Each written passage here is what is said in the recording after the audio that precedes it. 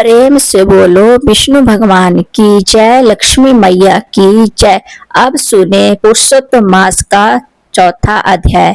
भगवान नारायण नारद जी से बोले, हे नारद, अब मैं तुम्हें वह करुण कथा सुनाता हूँ जो अधिक मास ने स्वयं भगवान पुरुषोत्तम के सामने कही थी। यह कथा लोक कल्याण करने वाली है, ध्यान पूर्वक सुनो। अधिक मास अत्यंत दुखी होकर भगवान के चरणों में गिर पड़ा और करुण स्वर में बोला, हे प्रभु, हे कृपा के सागर, मुझसे बलवान अन्य महीनों में मुझे मलमास कहकर तुच्छ ठहरा दिया है। उन्होंने मुझे अपने बीच से निकाल दिया है। मैं अनाथ और स्वामीहीन हो गया हूँ। आप तो दीनों के रक्षक है, फिर मेरी रक्षा क्यों नहीं करते?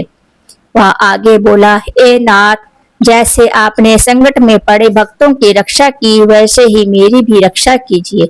अपने देवकी की रक्षा की, द्रौपदी की लाज बचाई, कालिया नाग के विष से ग्वालों और गायों को बचाया, जंगल की अग्नि से ब्रजवासियों को सुरक्षित किया, जरासंध के बंधन से राजाओं को छुड़ाया और गजराज के ग्रह के मुख से बचाया।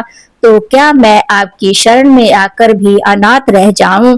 इतना कहकर अधिक मास रोने लगा। उसके नेत्रों से आंसू बहने लगे और भगवान के सामने खड़ा खड़ा अपनी व्यथा में डूब गया। भगवान विष्णु यह दृश्य देखकर अत्यंत दयालु हो उठे। उन्होंने स्नेह पूर्वक कहा, हे वत्स, तुम इतने दुखी क्यों हो? तुम्हारे मन में कौन सा कष्ट है? मेरी शरण में आने वाला कभी शोक में नहीं रहता। यह बैकुंठ ऐसा स्थान है जहाँ ना दुख है, ना बुढ़ापा है, ना मृत्यु का भय है। यहाँ केवल आनंद ही आनंद है। फिर तुम यहाँ आकर भी दुखी क्यों हो?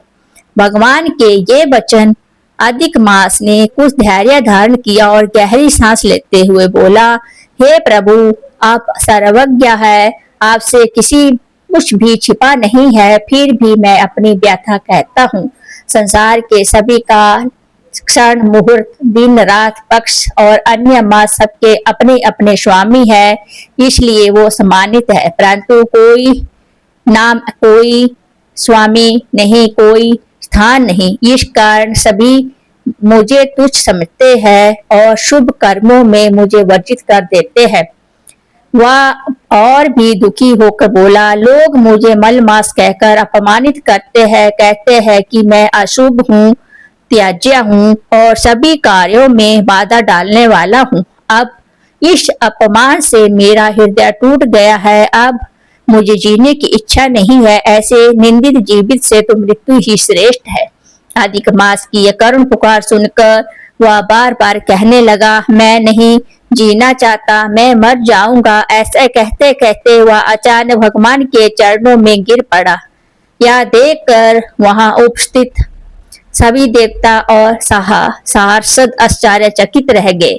भगवान श्री हरि का हृदय करुणा से भर गया। वो मेघ के समान गंभीर और चंद्रमा की किरणों के समान शीतल वाणी में उसे शांत करते हुए बोले, हे प्रिया, धैर्य रखो, मैं तुम्हारे दुख का निवारण अवश्य करूंगा। सूत जी कहते हैं, हे ब्राह्मणों, भगवान के ये वचन पाप रूपी समुद्र को सुखाने वाली अग्नि के समान थे। उन्हें सुनकर नारद मुनि अत्यंत प्रसन्न हुए और आगे की कथा सुनाने के लिए उत्सुक हो उठे। इस प्रकार अध्याय 4 समाप्त हुआ।